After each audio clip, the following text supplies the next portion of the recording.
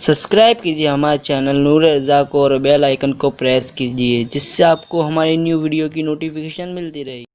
अल्लाह के हबीब सल्लल्लाहु अलैहि वसल्लम ने जो लोग पड़ोसियों के साथ अच्छा सलूक नहीं करते उनके लिए 3 मरतबा कसम उठाई। अल्लाह के हबीब अलैहिस्सलाम फरमाते हैं कि अल्लाह की कसम वो मोमिन नहीं हो सकता। फिर कहते अल्लाह की कसम वो मोमिन नहीं हो सकता। फिर कहते अल्लाह की कसम वो मोमिन नहीं हो सकता। फिर पूछा यार साहबा ने, या रसूल अल्लाह कौन मोमिन नहीं हो सकता? 3 मरतबा हुजूर कसम उठा कर कहे।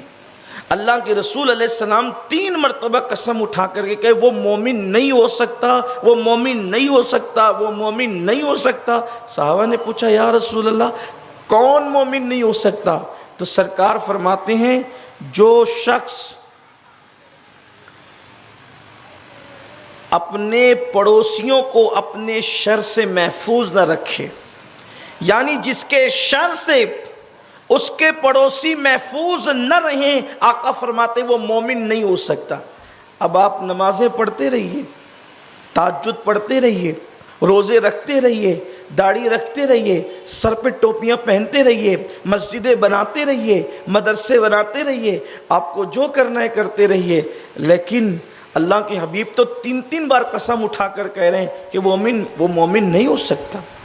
अब हुजूर जिसको कहें कि वो मोमिन नहीं हो सकता, अब आप मुझे बताएं उसको मोमिन होने का सर्टिफिकेट कौन दे सकता है? एक नहीं 1000 मस्जिद बना ले जिसके लिए हुजूर कह दे कि वो मोमिन नहीं है।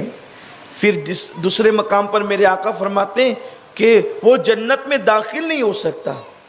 आका फरमाते हैं वो जन्नत में दाखिल नहीं हो सकता जिसके पड़ोसी उसके शर से महफूज ना हो।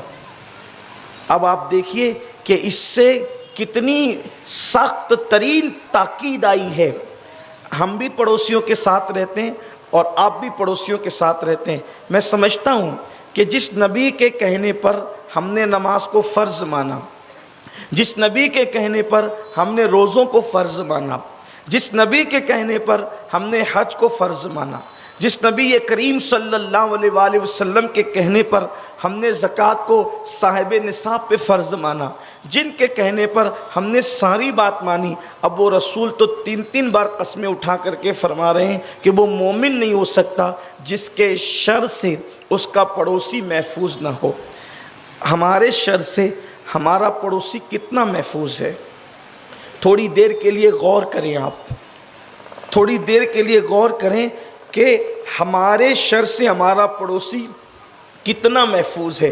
अल्लाह के रसूल सल्लल्लाहु अलैहि वसल्लम फरमाते हैं कि जिसको अच्छा पड़ोसी मिले, जिसको अच्छी सवारी मिले और जिसको अल्लाह के हबीब सल्लल्लाहु अलैहि वसल्लम के फरमान का मफ़हूम है जिसको वतन में रोज़ी मिले, गोया कि अल्लाह ने उसको बहुत बड़ी नेमत अता फरमा दी। वतन में रोज़ी, अच्छा पड़ोसी और अच्छी सवारी। और एक मकाम पर फरमाया अच्छा मकान, अच्छा पड़ोसी और अच्छी सवारी, जिसको ये मिला अल्लाह ने उसको बहुत बड़ी नेमत अता फरमा दी। इसका मतलब ये है कि कितनी बड़ी चीज़ है अच्छा पड़ोसी। एक मरतबा हज़रत सईद इब्न अल-आस रदी अल्लाह ताला अन्हु का पड़ोसी परेशान हुआ और परेशान होकर उसने सोचा कि मैं अपना मकान बेच दूंगा, मैं अपना मकान फ़रोख्त कर दूंगा। ऐसे में एक शख्स मकान ख़रीदने के लिए आया तो उसने कहा कि मकान की कीमत तो 1 लाख रुपया हुई, लेकिन सईद इब्न अल-आस के पड़ोस की कीमत तुम क्या लगाओगे? इसलिए कि मकान तो हर जगह मिलेगा लेकिन सईद इब्न अल-आस जैसा पड़ोसी कहाँ मिलेगा, इसलिए उसकी कीमत कितनी लगाओगे? जब ये बात हज़रत सईद इब्न अल-आस के पास बात पहुँची कि मेरा पड़ोसी परेशान है और परेशान होकर कि वो मकान बेच करके जा रहा है, तो हज़रत सईद इब्न अल-आस ने फरमाया तुम्हें 1 लाख की ज़रूरत है, 1 लाख मेरी तरफ से मैं तुमको तोहफ़ा देता हूँ, लेकिन तुम बेच करके मत जाओ।